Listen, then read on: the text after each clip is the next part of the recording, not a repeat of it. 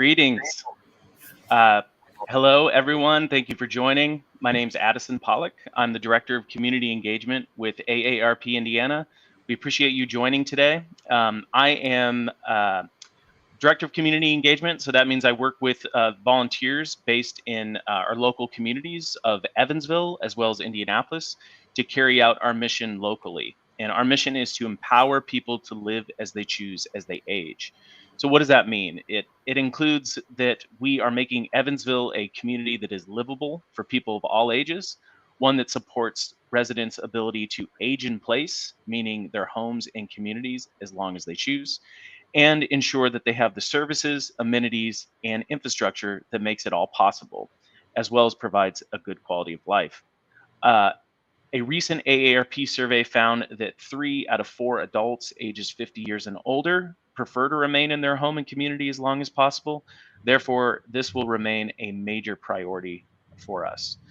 Today's conversation, we will highlight a home improvement volunteer service that is making aging in place a reality.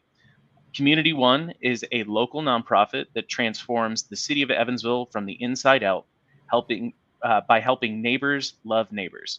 We're speaking with Hannah Ware, neighboring program director, about her exciting and relatively new program called Neighbors Helping Neighbors. Before we introduce our guests, I would like to plug a couple of AARP resources that relate to today's topic. The first is the Home Fit Guide, which is available at the web address below. It's a resource that features more than 100 smart ways for you to make a lifelong home for an older adult, ranging from DIY to professional projects, as well as our Longevity at Home series, which was a virtual series that originally aired on our Facebook page in the spring of 2021. It was in partnership with Swerka and More. And we unpacked several topics relating to AARP Home Fit program, home and community-based services 101, what are they? Home repair and maintenance, which relates a lot to what we're talking about today, as well as decluttering, which I know I need to do in my house. So check those out. They're pretty good, and they were really fun to conduct. So without further ado, I'd like to introduce Hannah Ware. Hannah is the neighboring program director at Community One. She joined the organization in 2020 after earning her BS in sociology from the University of Evansville. And prior to Community One, Hannah interned for several nonprofits, including the American Bankers Association Foundation, where she researched and developed strategies to protect seniors from financial scams, which is something we also do here at AARP. So you're in good company.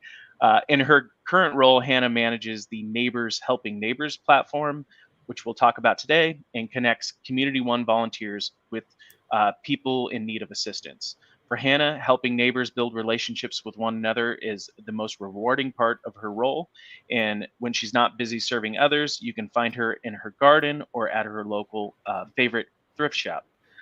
We are also joined by my good friend, Vicki Small, who is an AARP volunteer with the Evansville team. She is also a legislative member of our state legislative team. So I just want to thank you both for being here. It's really good to have you both. I do want to remind folks before we jump into questions that if you do have a question if you're viewing this live, you can just drop that in the chat or the comment section rather, and we will address it as the conversation develops. So, all right, without further ado, Hannah, Vicki, thank you so much. Hannah, starting with you, could you provide a high-level overview of Community One? Just talk about who you are, how you fit in the landscape of housing organizations in Evansville, what's the work you do, and where do you do it? Yeah, absolutely. So like you said, we are a local nonprofit here in Evansville, and our mission is to restore the city of Evansville, to transform it from the inside out by empowering neighbors to love their neighbors. And we do this through a variety of programs. But our vision is to see neighbors loved, community restored, and hope renewed in our city. And we fit into the housing arena because we spend more than 2/3 of our time where we live, which means that the condition of our homes and our neighborhoods directly affects our health and safety and quality of life. So we know that the brokenness in these physical environments leads to brokenness and it creates barriers for our neighbors. So we fit into this arena by helping people and restoring their homes and revitalizing neighborhoods because we love our neighbors and we want to see the city flourish. Excellent. Excellent. Vicky, do you have a question? Yes, I do. Um, as all of us know, AARP's Indiana's housing program and neighborhood priorities are focused on promoting livability and aging in place. So Community One launched its Neighbors Helping Neighbors program last year, which supports this in multiple ways. But Hannah, what is the Neighbors Helping Neighbors program? Yeah, so the Neighbors Helping Neighbors program is an online platform, and you can see the website on the screen, but it's a place where people who need a helping hand with simple tasks around their homes or in their lives can request help from volunteers who want to love and serve their neighbors. So simply put, this is a tool that opens the doors into the homes and lives of the people living near us, and it helps us get to know and love our neighbors. That's awesome.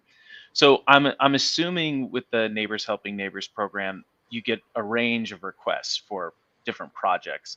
What are some of the projects that have come across the platform that folks have requested help for, and others have volunteered to assist with? So we have around 30 different projects that neighbors can request help from, but it's things, projects around the house, around their yard, or a helping hand with a simple task that a typical volunteer would be able to complete. Um, so some examples are cleaning, painting, hanging curtains, mowing or doing yard work, shoveling snow in the winters, even things like running errands, delivering meals, or just visiting with someone who's feeling lonely or calling them and praying with them. But those are all projects that caring volunteers are able and wanting to help with. So we see a lot of different types around here. So Hannah, I wonder if you could help our viewers understand how they could benefit from this program, and are there things like eligibility requirements? So we are not government funded, so our eligibility requirements are fewer than most other organizations. We believe that everyone can use a helping hand from time to time, and sometimes we can be that helping hand for others. So as long as you have a genuine need for assistance, and the person needing assistance has to actually submit the project request. We don't share any project requests from referrals or third-party agencies. We also limit projects to the Evansville, Indiana zip codes right now. And for some projects, like ones that require alterations to the home, we require that the neighbor is the deeded owner of the home. And finally, we just ask that the most important part is that neighbors are present while the work is being done, and that they contribute financially or physically as they're able to, whether that's paying for materials or making cookies or just being there to support the volunteers as they're there. That's amazing. Thanks for that overview, Hannah. So you kind of touched on it already, but how have you seen this project make Evansville, the community at large, or specific neighborhoods more livable for neighbors, a better place to live? And have you seen it helped folks age in place? Yes, absolutely. So the obvious way is by helping to meet those physical needs that people are having. Like sometimes you can't mow your yard or you can't afford to have your housework done. So our volunteers are able to help meet those physical needs, but also you can't know the needs of your neighbors unless you know your neighbors. So this program helps create a more livable community by connecting neighbors together so they can get to know one another and get to know their needs and be able to meet those needs. So this creates networks of people who are looking out for each other and caring for the physical, emotional, and spiritual needs of the people living near them. Oh, thank you, Hannah. That's really interesting. I wonder if you could share with us any anecdotal success stories from the program. Yeah, absolutely. So we've had over 70 projects completed so far, and it's been going for a little over a year. But there's been lots of really beautiful connections and stories that have come out of this program so far. And I'd love to share one of my favorites about a neighbor. Her name is Wanda. That's not her real name. I just changed it to protect her identity. But Wanda lives alone. She's in her 60s or 70s, and she has really severe arthritis in her shoulders, which prevents her from doing the things that she used to be able to do really easily. And she was never one of those people who would ask for help. She always wanted to give back to others. So she was living in her home alone, and she found herself not able to do the things she used to do. So she reached out to us for help. And so some of the projects she wanted help with were yard work. She wanted help trimming her bushes out front and mowing her lawn, and just a few other things around her house that are simple for people like me or younger people who are able. So a couple of volunteers went one morning, and while we were out there working, the neighbor across the street runs over and he's like, oh, are you the new landscaping crew? Can we help you? Like, what can we do to help? Because he had known Wanda for many, many years, and she had never asked him for help. So while we were there working, she was able to connect with the people across the street, and they got to know her needs, and that sometimes she couldn't afford to have her yard mowed, and she isn't able to lift things like she used to. So now she has two people across the street and a neighbor next door who actually came over and mowed the yard while we were there.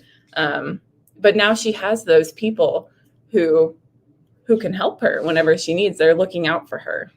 So I think one of the volunteers said, neighboring is contagious, and it absolutely is. So yeah, that's one of my favorite stories. That's incredible. Someone should put that on a bumper sticker. I really like that. Thanks for sharing that story about Wanda.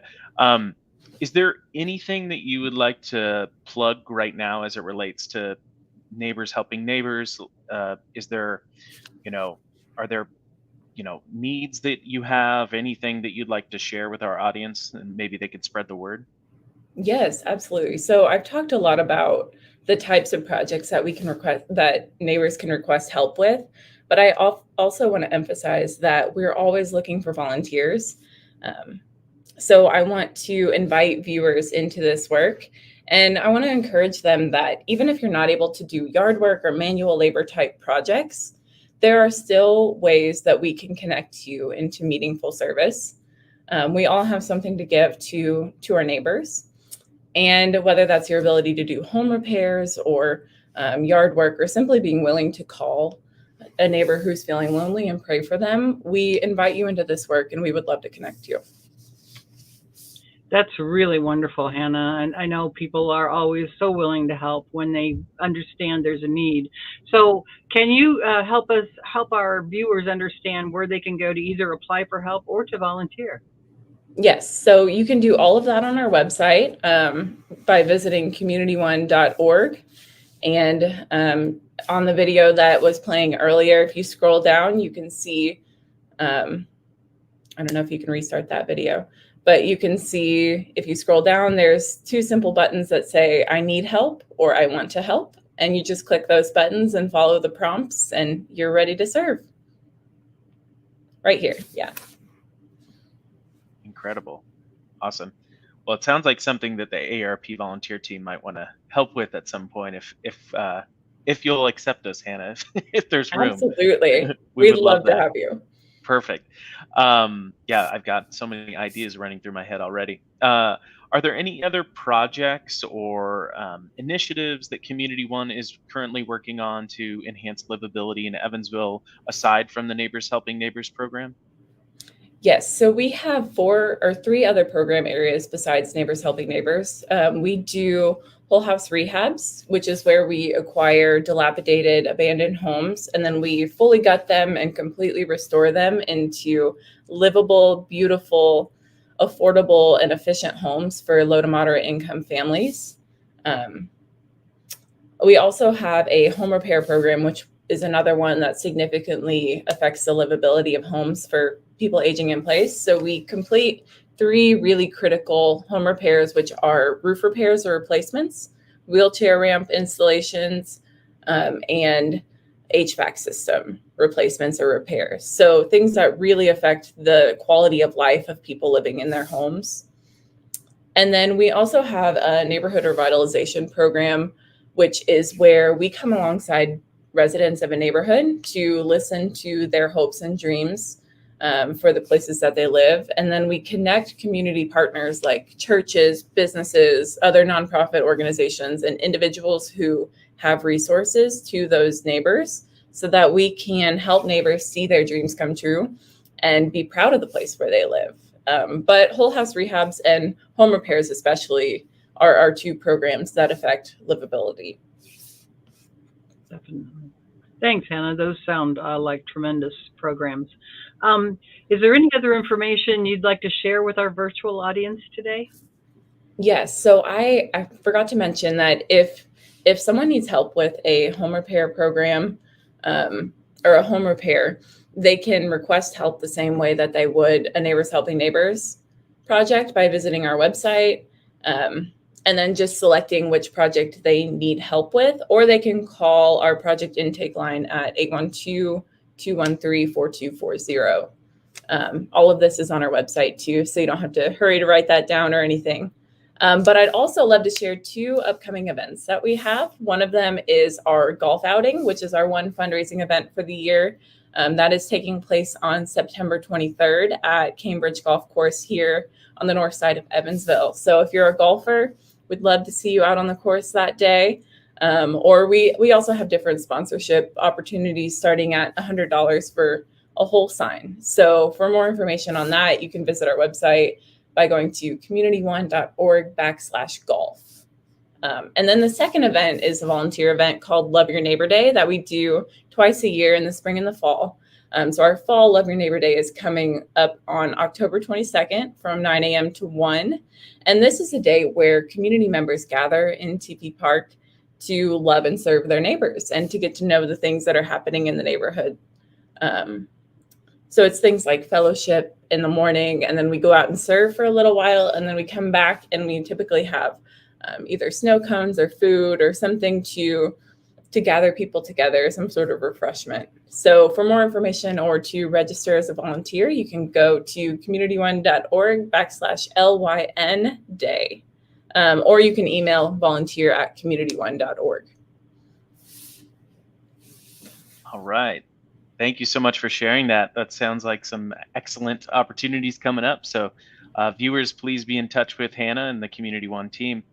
Hannah and Vicki, I just want to say thanks so much for being here today. It looks like we don't have any live listener questions, but I do want to encourage folks, if you do have questions, as you rewatch this video or you're discovering it at a later time, drop those questions in the comment section and we'll try to get you an answer as quickly as possible. If you liked what you heard here today, give our video a like, give it a share. We would appreciate it. It helps us spread the word on these awesome programs that are happening in our local communities. So without further ado, we'll let you get back to your day. We just want to say thank you again for watching, and we'll talk to you next time. Thank you.